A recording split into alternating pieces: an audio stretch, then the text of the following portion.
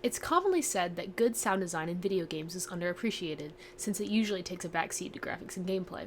It's exceedingly rare for a gaming experience to be elevated through audio alone. Such instances deserve praise and analysis since they function as touchstones for digital media as a whole, and they often bring widespread change to their platforms, while serving as an inspiration for other creatives going forward. Arguably, even more impressive are the times where a game's sound is able to invent new, unexpected ways to terrify its audience. Konami's Silent Hill 2 somehow manages to fit both the criteria of audio elevating the experience and the criteria of doing so in a new way.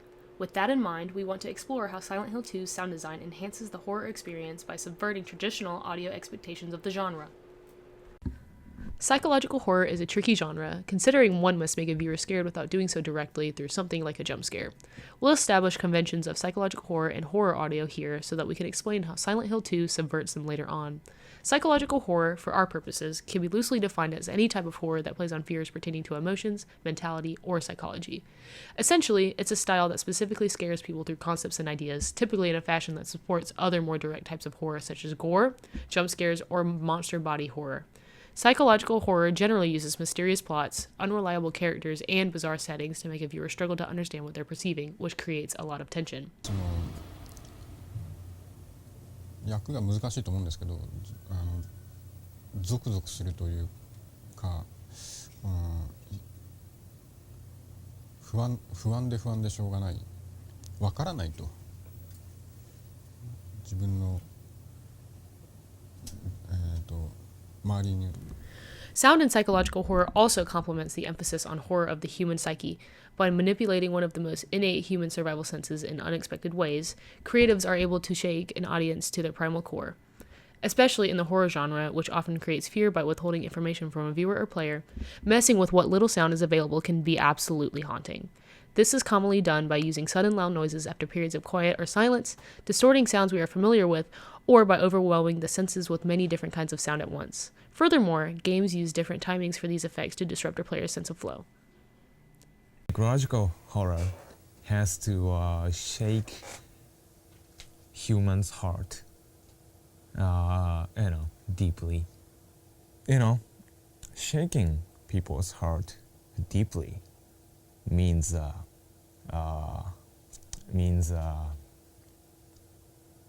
uncover people's core emotion and their core motivation for life.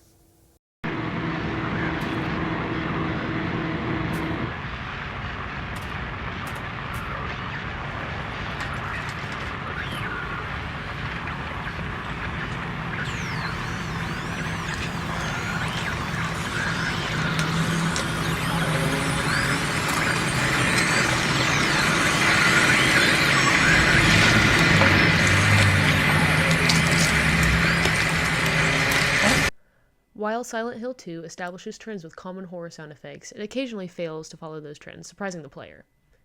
Throughout the game, there are so many sounds that just don't match anything you're seeing or hearing. Those tend to be the most terrifying. For example, the first confusing sound that you hear when you start to play the game is a radiostatic noise. It happens for the first time when you approach the first monster, and then continues to happen as you get closer to monsters throughout the game. Is it dead? What the hell is it?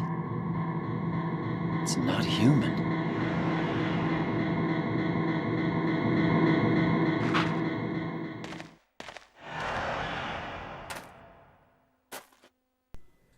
If you really think about it, the sound makes zero sense, since the monsters aren't actually making that noise, but as you play more, you begin to associate the sound with danger, and the player will start to panic when they hear it.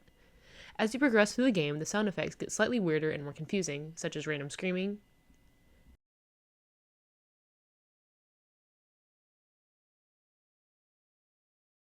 breathing sounds coming through the walls,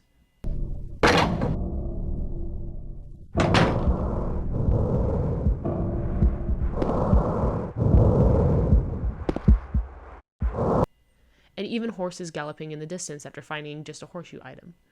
All of these sounds make us question our own sanity and help us come to the conclusion that James is slowly succumbing to insanity as he wanders through Silent Hill. Perhaps the most powerful element that Silent Hill 2 uses to build its atmosphere is silence. Silent Hill 2 takes the saying less is more to the extreme, shrouding the player in a quiet that scares more than any sound could.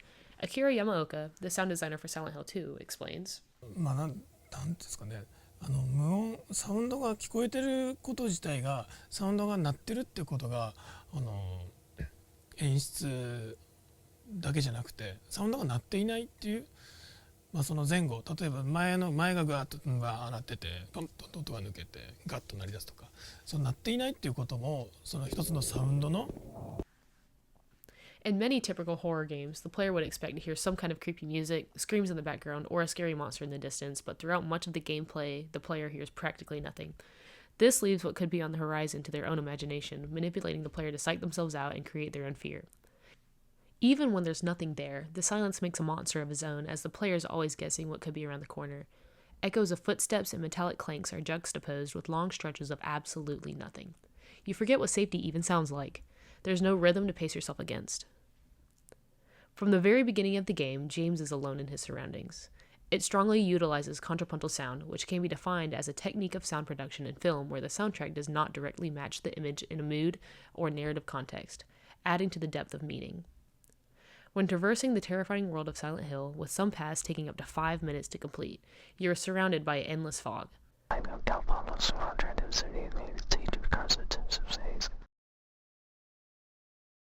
Your surroundings should be making some kind of noise, but the player is left with nothing. Without any sound to cue you in on what's ahead, the player begins to lose their own sanity, questioning if they've even gone anywhere. When monsters are found, such as the infamous Pyramid Head, there isn't a sweeping and dramatic score to cue the player to be scared. This gives the monsters a unique aura, with many just standing there menacingly. In a world overstuffed with cheap jump scares and overdone effects, this is a refreshing approach to building tension. It's the stillness that screams in Silent Hill.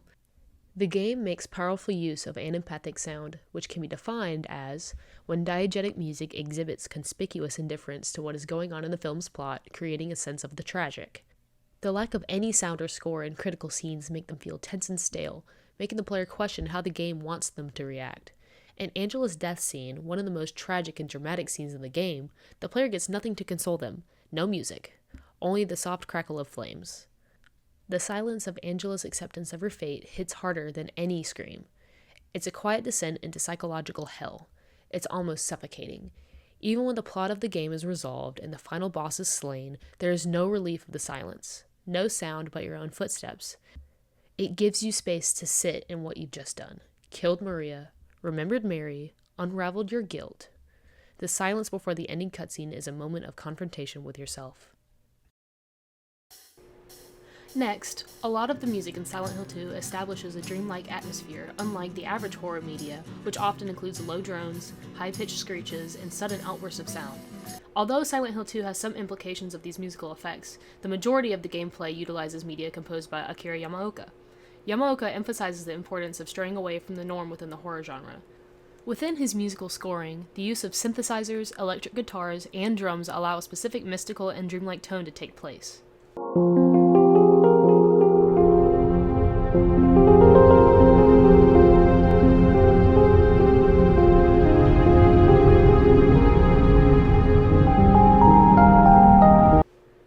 When immersed in the gameplay, Tamaoka's choice of lo-fi hip-hop and industrial music put the player in a state of comfort as they go through the game. To end.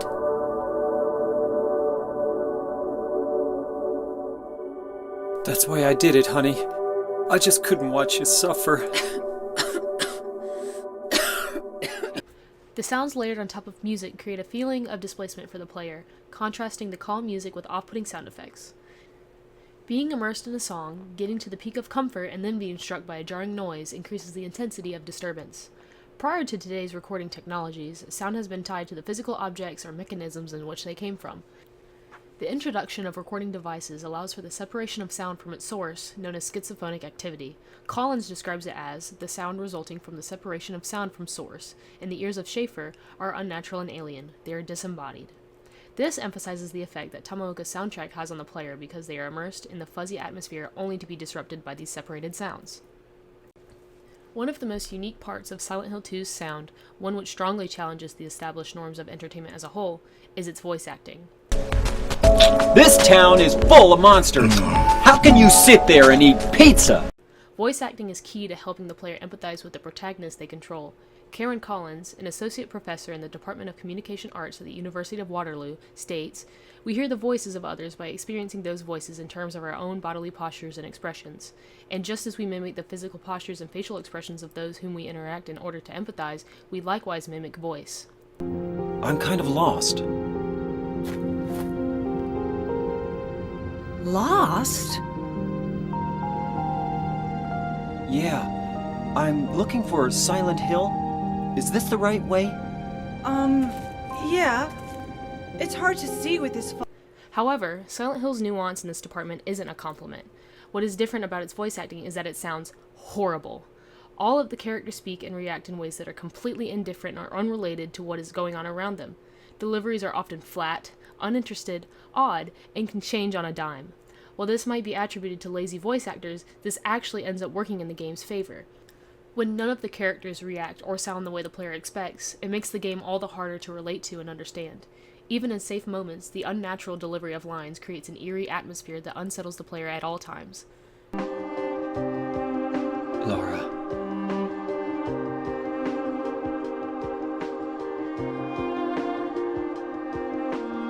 Mary's gone. She's dead.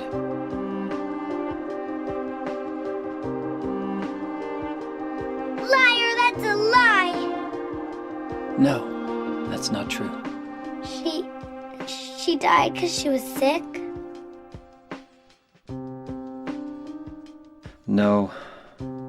I killed her.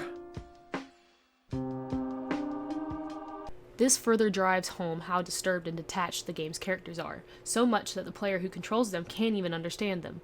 It almost makes the game feel broken and unfinished, which can in turn make it feel dangerous. If the game appears unpolished to the player, they'll begin to worry about what unintended events or glitches can threaten them. While the game doesn't have any game-breaking flaws, this remains a constant threat to first-time players. Playing an old, eerie game with poor graphics and weird voice acting can be much more nerve-wracking than a modern horror game with monsters in high definition.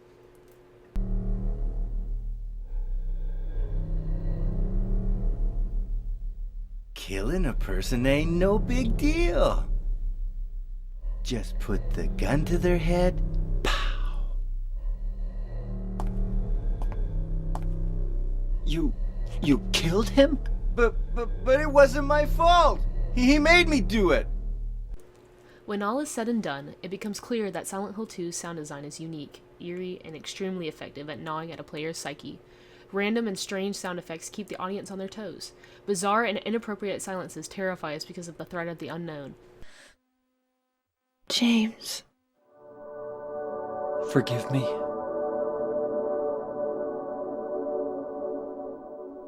I told you that I wanted to die, James. I wanted the pain to end.